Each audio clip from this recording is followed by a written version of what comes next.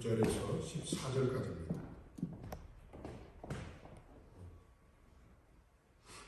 9절에서 14절. 원래는 1절에서 14절까지인데 너무 길어서 9절에서 4절까지만 우리 함께 합독합니다. 읽습니다. 시작. 육지에 올라와 보니 숯불이 있는데 그 위에 생선이 놓였고 떡도 있더라. 예수께서 이르시되 지금 잡은 생선을 좀 가져오라 하시니 시몬 베드로가 올라가서 그물을 육지에 끌어올리니 가득 차 큰 물고기가 153마리라. 이같이 많으나 그물이 찢어지지 아니하였더라. 예수께서 이르시되 와서 조반을 먹으라 하시니 제자들이 주님이신 줄 아는 고로 당신이 누구냐 감히 묻는 자가 없더라. 예수께서 가셔서 떡을 가져다가 그들에게 주시고 생선도 그와 같이 하시니라.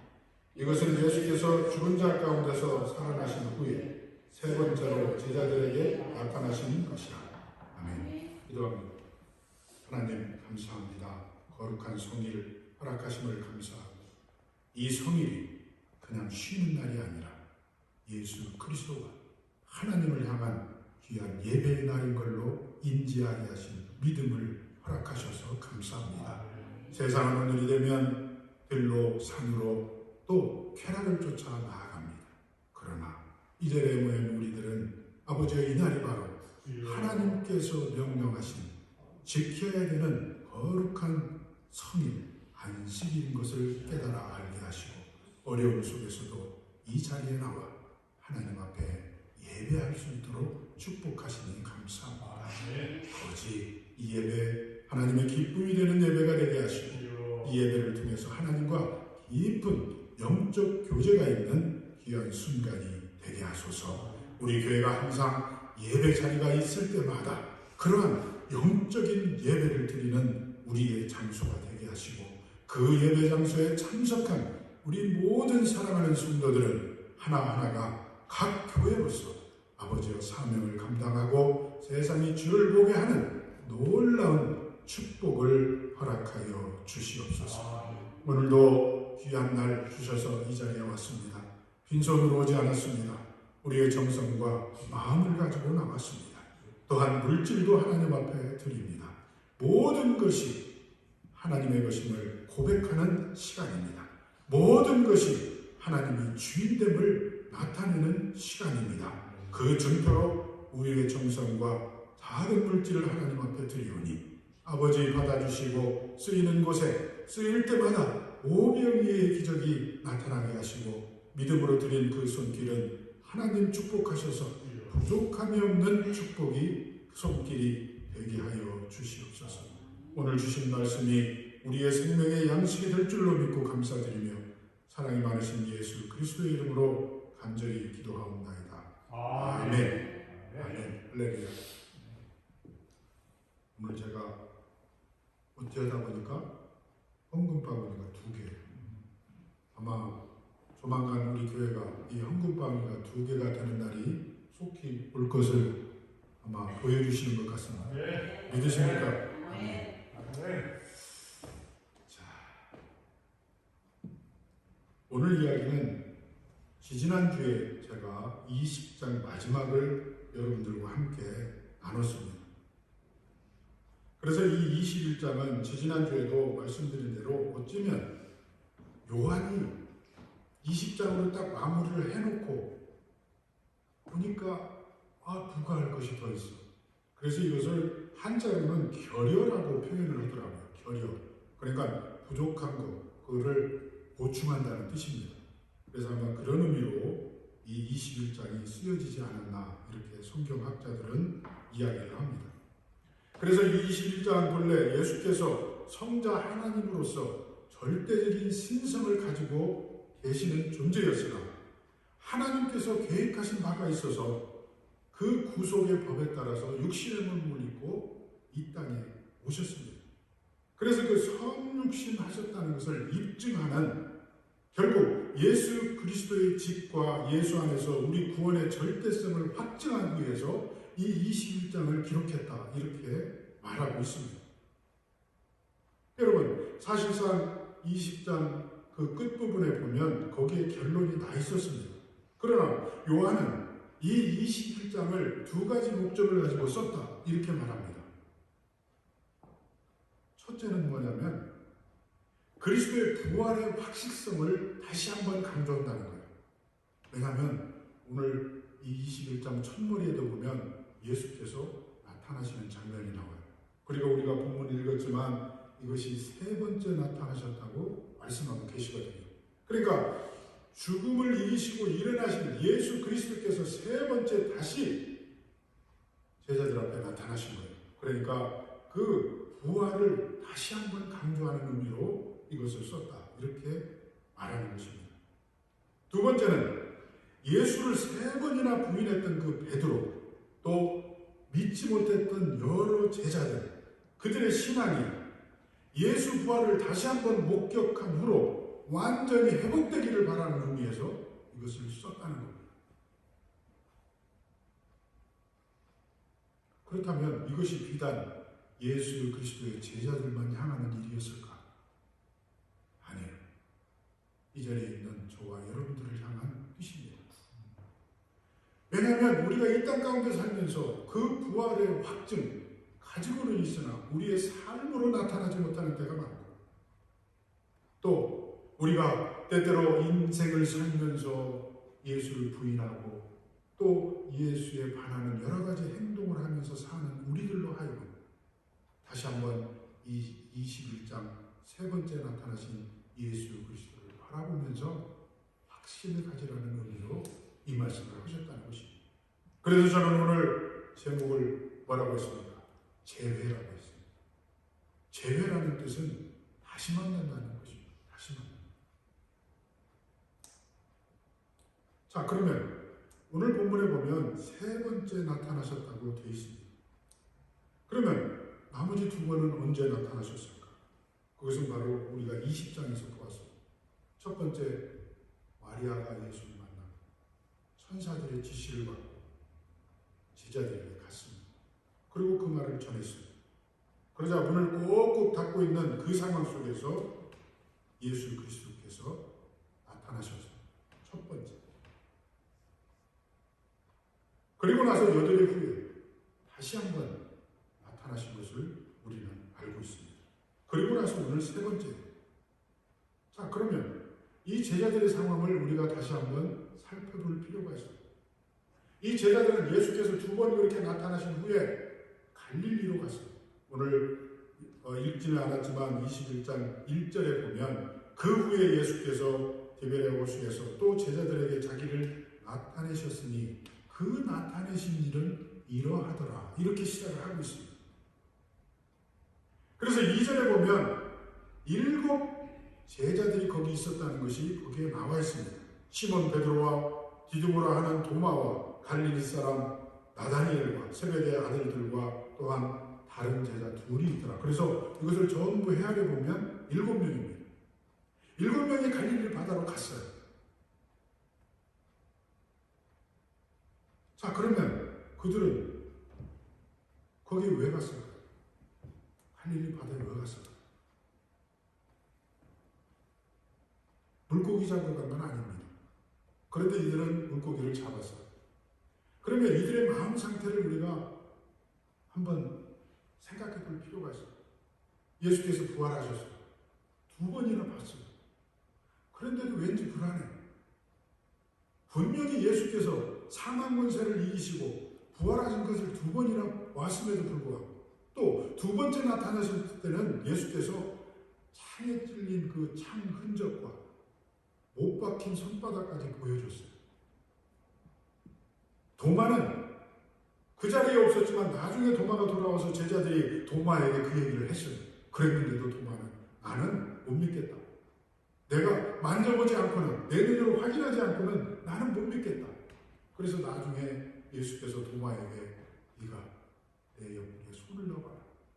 그리고 나서 하신 말씀이 뭐였어요? 보지 않고 믿는 자가 복되도다. 이런 말씀을 하셨어요.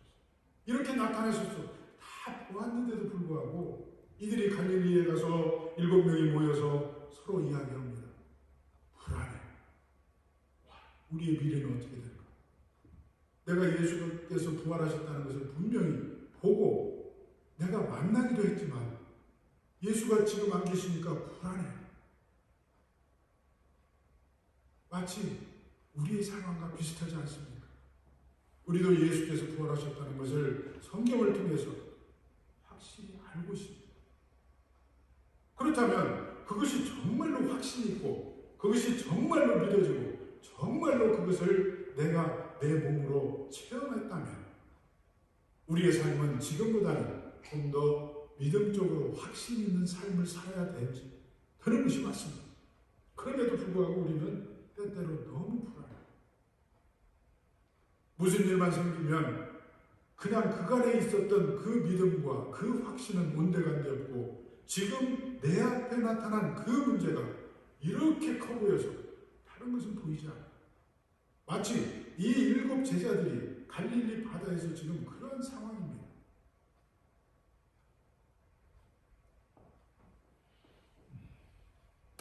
그러자 3절에 보면 시몬 베드로가 말합니다. 나는 고기나 잡아야 되겠다. 나는 고기나 잡으러 가야겠다. 이렇게 말을 합니다.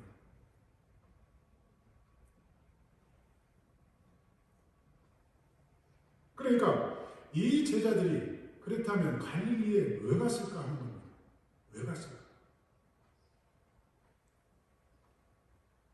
이 갈릴리에 간 것은 첫 번째로 우리가 알아볼 것은 그들이 말씀 앞에 순수하게 순종했기 때문에 그 믿음의 장소에 다시 찾아간 것입니다.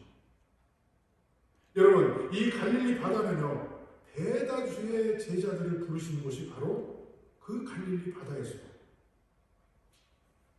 그래서 그 갈릴리 그 주변에서 예수께서 약 2년에 걸쳐서 제자들과 여기저기 다니시면서 기사와 이적을 행하시고 말씀을 전했던 장소가 바로 갈릴리였습니다.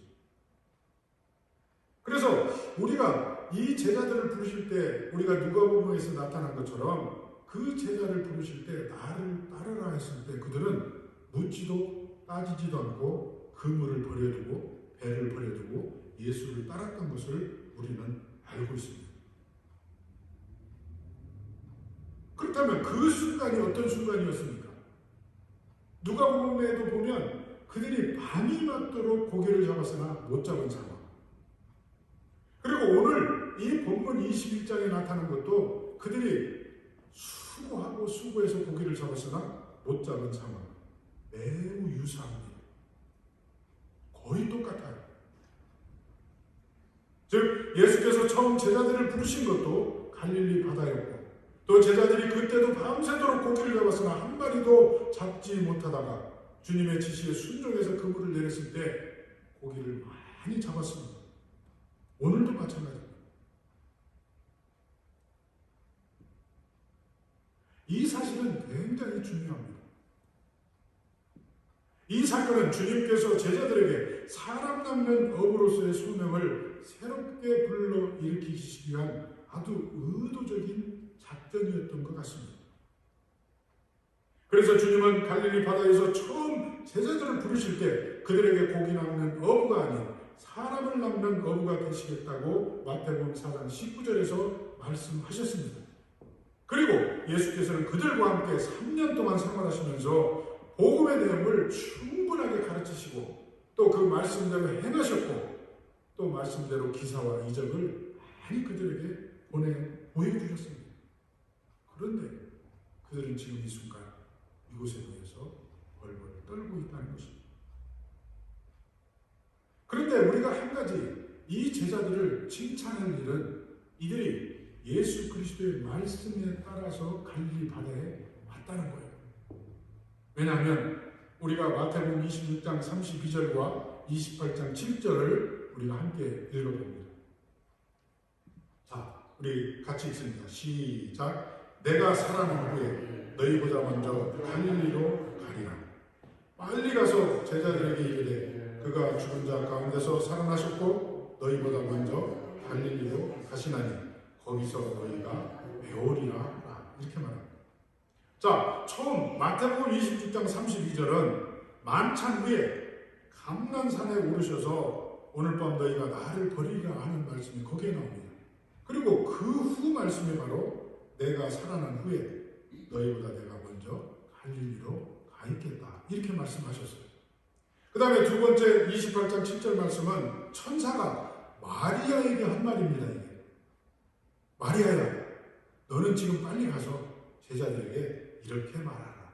이렇게 말했어요. 그래서 마리아가 와서 그 벌벌 떨면서 문을 잠고 있는 그 제자들을 향해서 이렇게 말했던 것입니다. 그러니까 이들은 그 예수께서 두 번째 나타나신 후에 이 말씀을 기억한 거예요.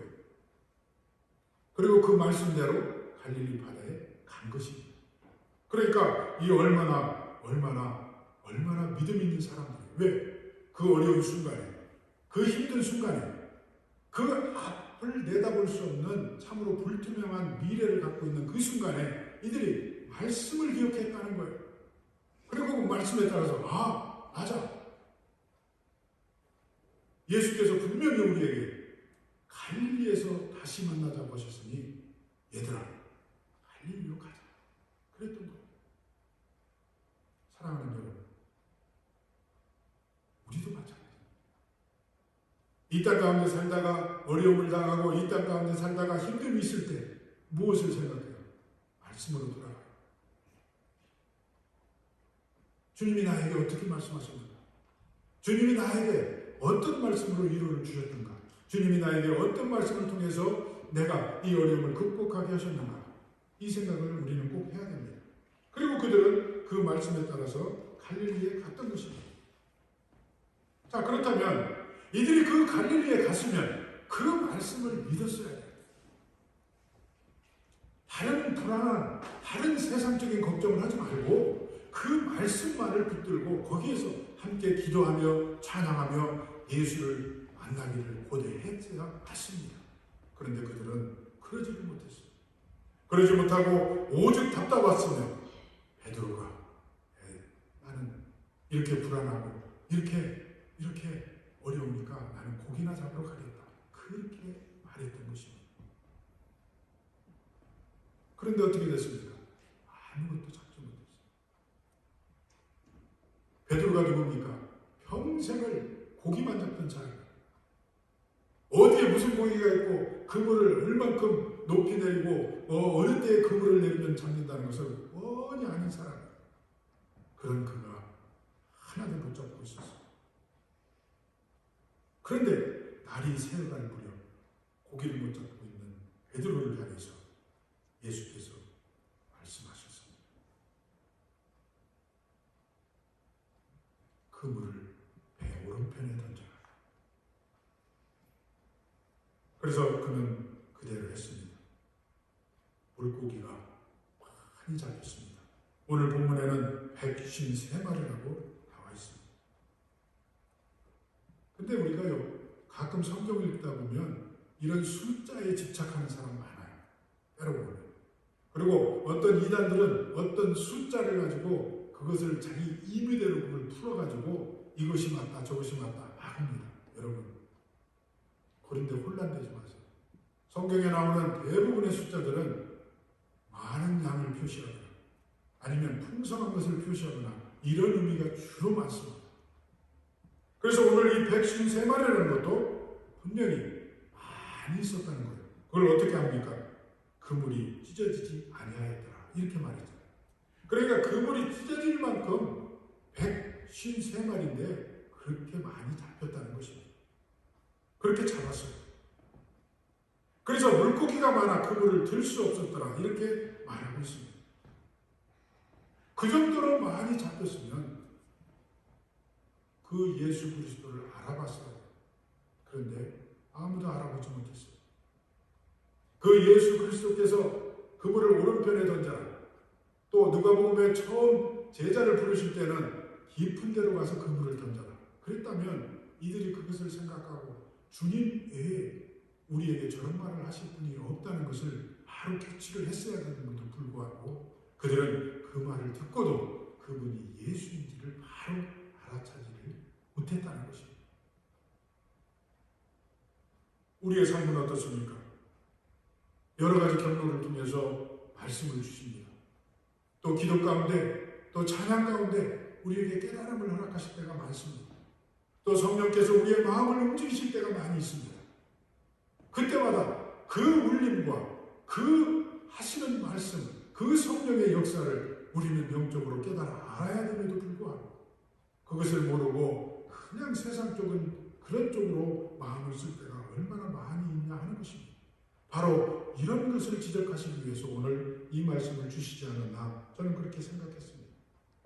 그러니까 이들이 하나님의 그 예수 그리스도께서 평상시에 하신 말씀을 기억하고 갈릴리에 갔다면 끝까지 그 말씀에 순종하며 그 말씀을 기억하고 거기에 있었어야 됨에도 불구하고 그들은 그러지 못했다는 것, 이것을 우리는 꼭 기억해야 될 줄로 믿습니다.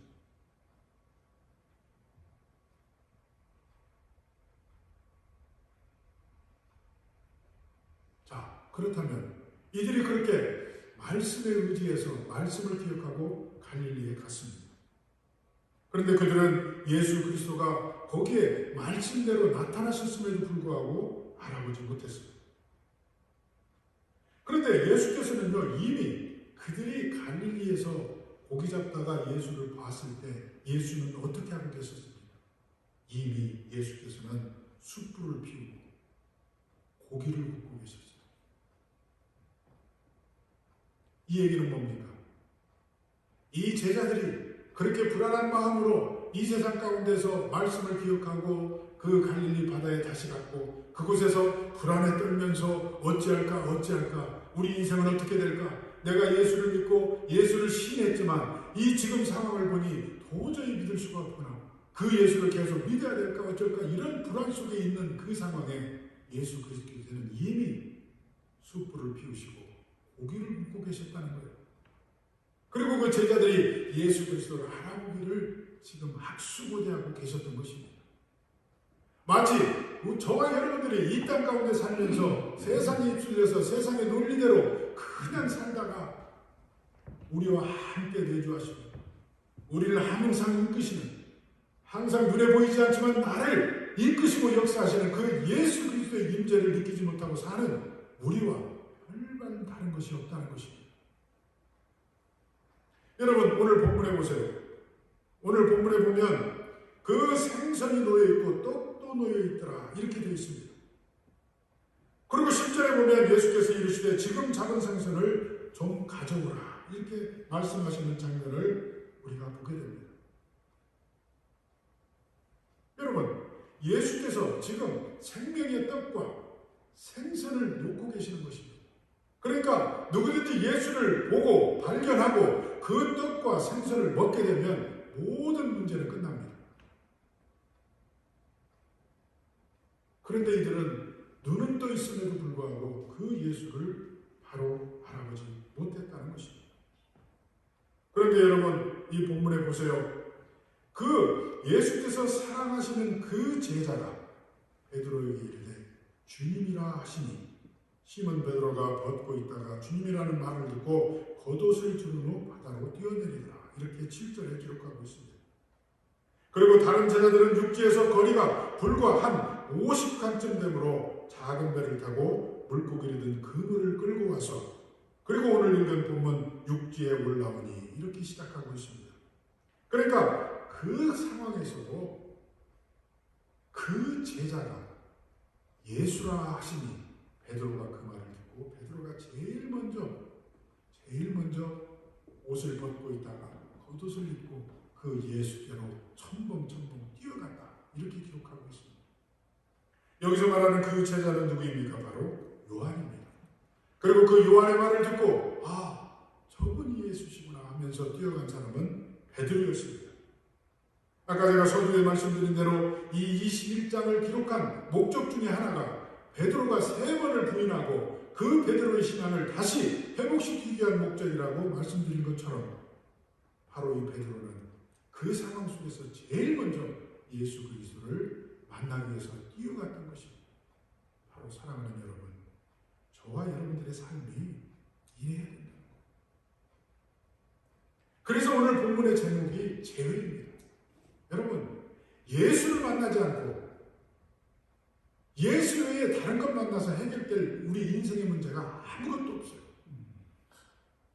오직 예수를 다시 만나야 돼요. 그렇다면 목자는 묻습니다.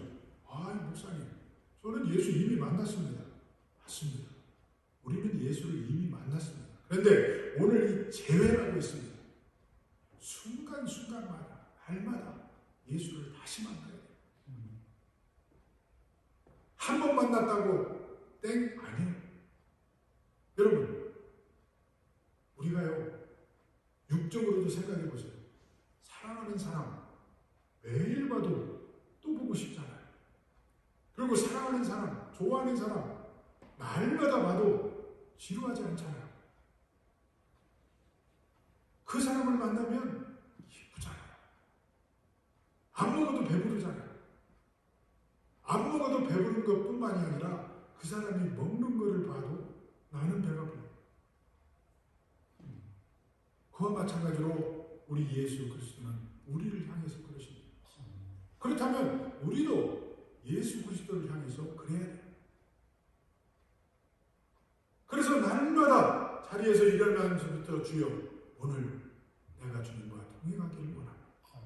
주여 내가 그동안 잠시 예수를 떠나 있었네. 주여 내가 그 예수를 다시 만나기를 소원합니다. 주여 오시옵소서. 또한 갈릴리 바다에서 그 예수가 나타나셨음에도 불구하고 오른편에 그물을 던지라고 말씀까지 하셨음에도 불구하고 그 예수를 못 알아본 제자들의 눈이 되지 않게 하시고 나는 예수를 보는 순간 예수를 알아볼 수 있게 하여 주시옵소서. 그래서 내 눈에는 오직 예수만을 바라보게 하시고 그 예수께서 이미 숯불을 피워놓고 떡과 생선을 굽고 계시는 그 생명의 떡과 그 생수가 넘치는 그 생선을 내가 날마다 먹을 수 있는 축복을 허락하여 주시옵소서 하면서 우리가 날마다 순간마다 그 예수와 재회해야 될 줄로 믿습니다. 바로 그것만이 우리가 이 세상을 이길 수 있는 유일한 방법이야 된다는 것입니다. 그래서 우리가 재회해야 되는, 주님을 재회해야 되는 이유가 바로 여기 있어요.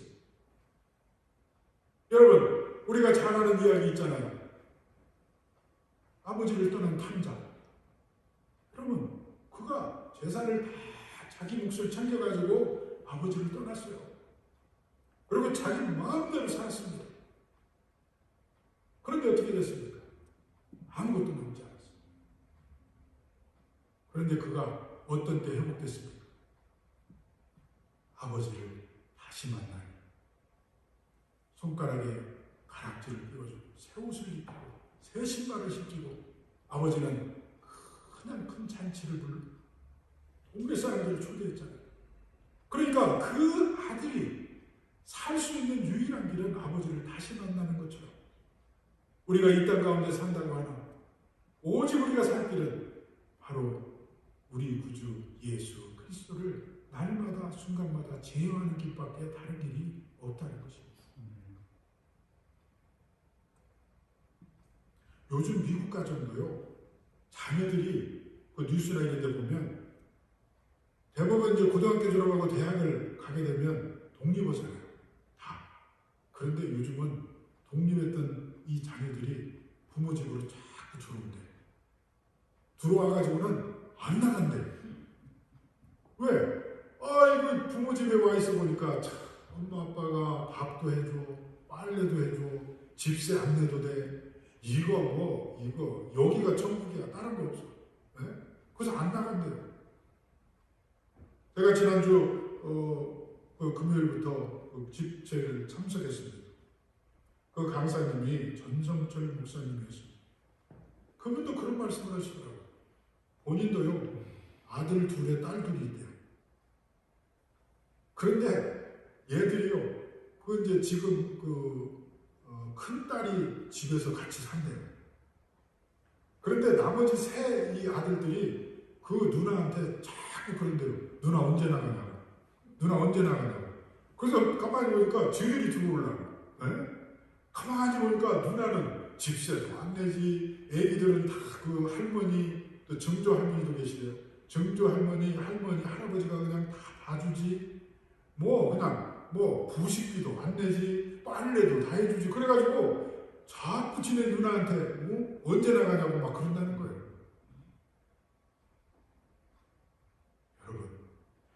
인간의 삶도 그럴 텐데 예수 만나보세요. 이거는 그냥 완전 그냥 뭐 로또는 저리 가라. 그런데 왜 그 예수를 알아보지 못하고 그 예수를 자꾸 떠나려고 할까? 그래서 오늘 이렇게 해서 그 갈릴리에서 부활하신 주님과 제자들의 아름다운 재회가 이루어지는 장면이 바로 오늘 이 본문인 것입니다. 그러니까 이 본문을 오늘 이 시간 저와 여러분들에게 말씀하시는 이유는 딱 하나밖에 없어요. 좀 만나자. 사랑하는 딸아, 사랑하는 아들아, 자꾸 나에게서 멀어지지 말고 나에게 돌아오라. 그러면 내가 이 생명의 떡과 이 생선 네 것이 아니냐. 우리 함께 먹고 사귀자. 이겁니다. 그러니까 14절에서 말씀하시는 이 내용, 이것은 예수께서 죽은 자 가운데서 살아나신 후에 세 번째로 제자들에게 나타나시는 것이라. 이렇게 말한 것은 바로 이 재회를 통해서 그들의 모든 것이 회복되었다는 거예요. 그동안 이 베드로만 보세요. 얼마나 말이 많았습니까? 3번씩이나 부인한 베드로를 누가 믿으려고 했겠어요? 그렇지만 이 사건을 통해서 그 후에 이 베드로는 어떻게 됐습니까? 순교했잖아요. 십자가를 거꾸로 지고. 왜? 자기는 예수님과 똑같이 십자가를 질 수도 없는 주인이라는 거예요. 그만큼 영적으로 거듭나고 회복되었다는 사실을 알게 됩니다. 자, 여러분, 우리가 여기에서 이 이야기를 통해서 우리가 꼭 한 가지 오늘 교훈으로 받고 지나가야 될 이야기가 있습니다. 그것은 바로 예수는요, 우리와 형편과 처지를 세심하게 아시고 그 맞춤 서비스를 하시는 분이 바로 예수라는 거예요. 그냥 포괄적으로 하시는 분이 아니에요.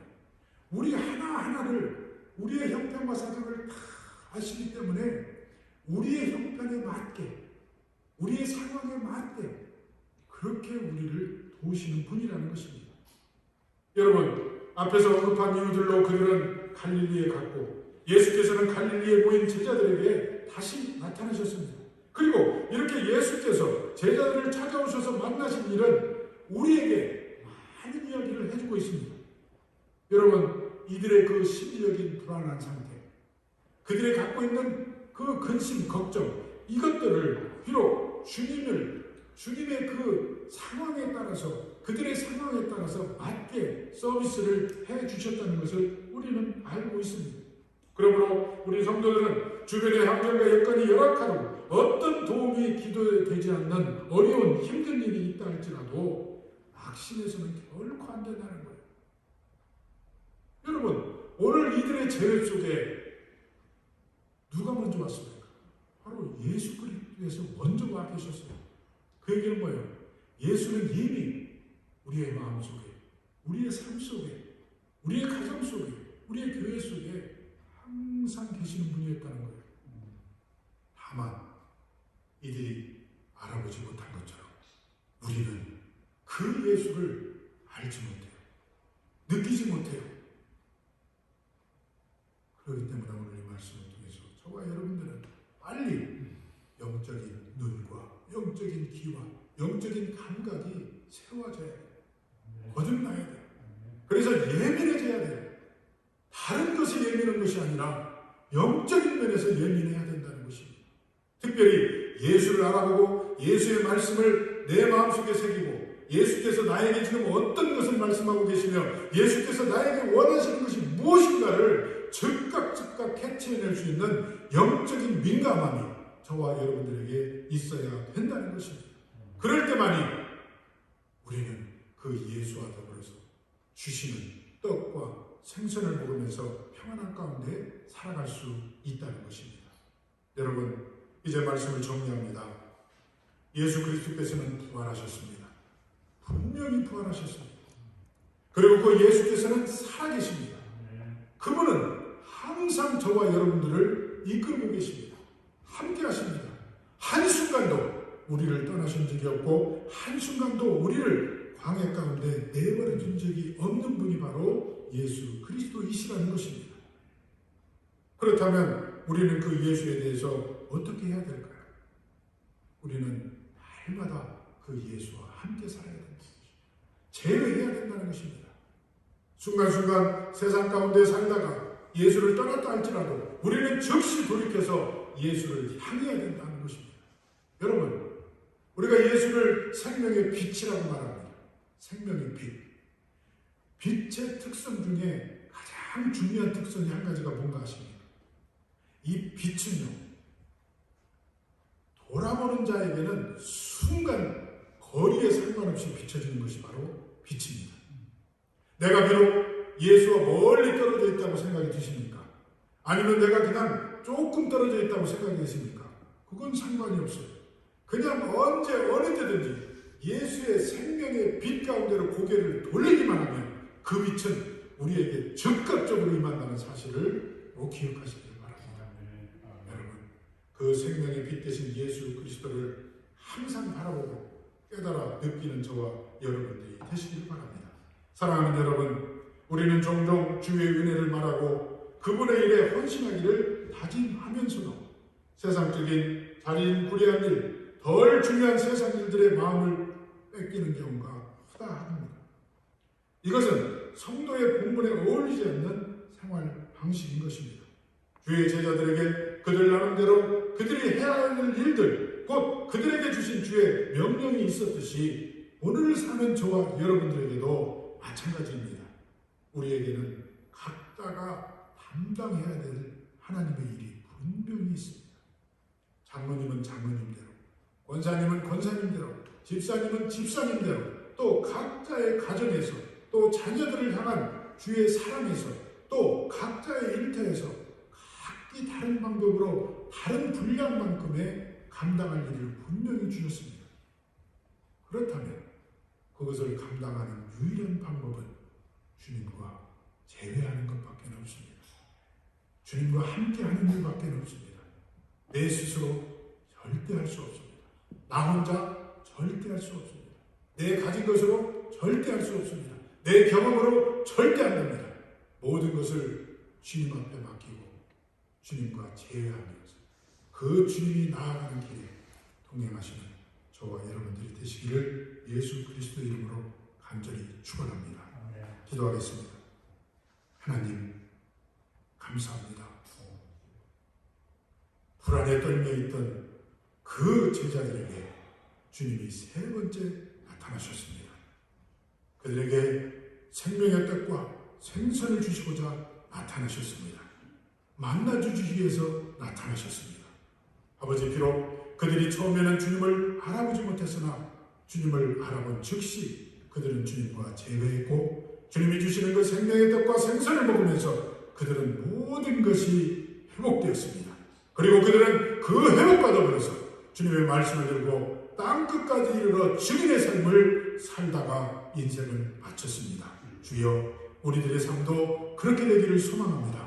우리들의 인생도 그런 삶이 살기를 원합니다. 그래서 우리가 순간순간마다 날마다 그 주님과 제외하기를 소망합니다. 아버지, 주님을 알아보는 영적인 눈을 허락하여 주시옵소서.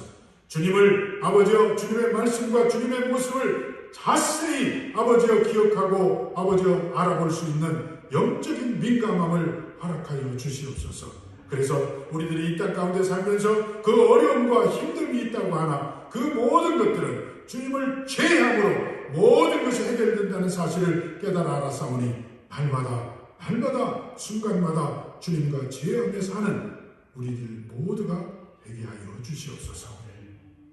지금은 우리 구주 예수 그리스도의 은혜와 하나님의 크신 사랑과 성령의 감동, 감화, 역사 충만하시니 오늘도 우리 안에 계시며 우리보다 먼저 와 계셔서 생명의 떡을 굽고 계시는 그 주님을 알아보고 제어하고 살기를 소망하고 다짐하는 이 자리에 모인 사랑하는 성도들과 온라인상에서 함께 예배하는 모든 이들에게 지금으로부터 영원토록 함께 계실지어다.